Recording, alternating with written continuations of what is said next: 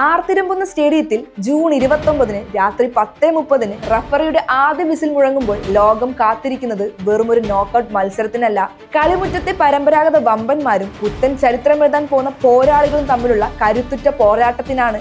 Latin American ഫുട്ബോളിന്റെ വന്യമായ സൗന്ദര്യവും ജോഗോ ബൊണീറ്റോയുടെ ഈണവും നെഞ്ചിലേറ്റിയെത്തുന്ന Brazil group സിയിൽ നിന്ന് തങ്ങളുടെ ആധിപത്യം ഉറപ്പിച്ചാണ് വരുന്നത്. ആദ്യ കളിയിൽ അപ്രതീക്ഷിതമായി സമനിലയിൽ കുരുങ്ങിയെങ്കിലും പിന്നീടുള്ള 2 മത്സരങ്ങളിലും എതിരില്ലാത്ത 3 ഗോളുകൾക്ക് എതിരാളികളെ നിലംപരിശാക്കി തങ്ങൾ എന്തുകൊണ്ട് കിരീട സാധ്യതയുള്ളവരാണെന്ന് കാനറികൾ തെളിയിച്ചു കഴിഞ്ഞു. ഈ കുതിപ്പിന് കൂടുതൽ കരുത്തേകുന്നത് സൂപ്പർ താരം നെയ്മറുടെ പരിക്കിൽ നിന്നുള്ള മോചനമാണ്. കഴിഞ്ഞ ഗ്രൂപ്പ് മത്സരത്തിൽ 75-ാം മിനിറ്റിൽ വെറും ഒരു പകരക്കാരനായി ഇറങ്ങിയ ആരാധകരെ ആവേശത്തിലാഴ്ത്തിയ താരം ഈ ജീവൻ മരണ പോരാട്ടത്തിൽ ആദ്യ 11-ൽ തന്നെ പ്ലേ മേക്കറുടെ കുപ്പായം അണിയുമെന്നാണ് ക്യാമ്പിൽ നിന്നുള്ള സൂചനകൾ. നിലവിൽ ടൂർണമെന്റിൽ 4 ഗോളുകളുമായി ഗോൾ വേട്ടക്കാരിൽ മുന്നിലുള്ള വിനീഷ്യസ് ജൂനിയറും നെയ്മറും റോഡ്രിഗോയും ഒത്തുചേരുന്ന ബ്രസീലിയൻ മുന്നേറ്റ നിര ഏത് വമ്പൻ പ്രതിരോധ കോട്ടയും തകർക്കാൻ പോകുന്നതാണ്. എന്നാൽ പോരാളികളുടെ ചോരയുമായി വരുന്ന ജപ്പാനെ അത്ര എളുപ്പം കീഴടക്കാമെന്ന് ബ്രസീൽ കരുതുന്നുണ്ടാകില്ല.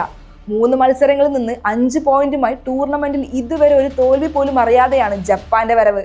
അവസാന മത്സരത്തിൽ സ്വീഡനെ 1-1 സമനിലയിൽ തളച്ച് 2ാം സ്ഥാനം ഉറപ്പിച്ചവർ അതിനു മുമ്പ് ടുണീഷ്യയെ എതിരില്ലാത്ത 4 ഗോളുകൾക്ക് തകർത്തുവിട്ടത് തങ്ങളുടെ ആക്രമണ വീര്യം എത്രത്തോളം ഉണ്ടെന്ന് ലോകത്തിന് കാണിച്ചു കൊടുത്താണ്. ജപ്പാന്റെ കളിയിൽ പ്രധാന കരുത്ത് അവരുടെ അതിവേഗ കൗണ്ടർ അറ്റാക്കുകളും വിട്ടുകൊടുക്കാത്ത പ്രതിരോധവുമാണ്.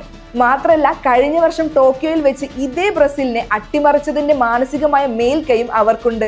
ഇരു ടീമുകളും സർവ്വസജ്ജരായി ഇറങ്ങുമ്പോൾ കാനറികൾ ചിറകടിച്ചുയരുമോ അതോ ജപ്പാന്റെ കരുത്ത് ഫുട്ബോൾ ലോകത്തെ ഞെട്ടിക്കുന്ന മറ്റൊരു അട്ടിമറി ചരിത്രം കുറിക്കുമോ എന്നറിയാൻ ഇനി മണിക്കൂറുകളുടെ മാത്രം കാത്തിരിപ്പ്.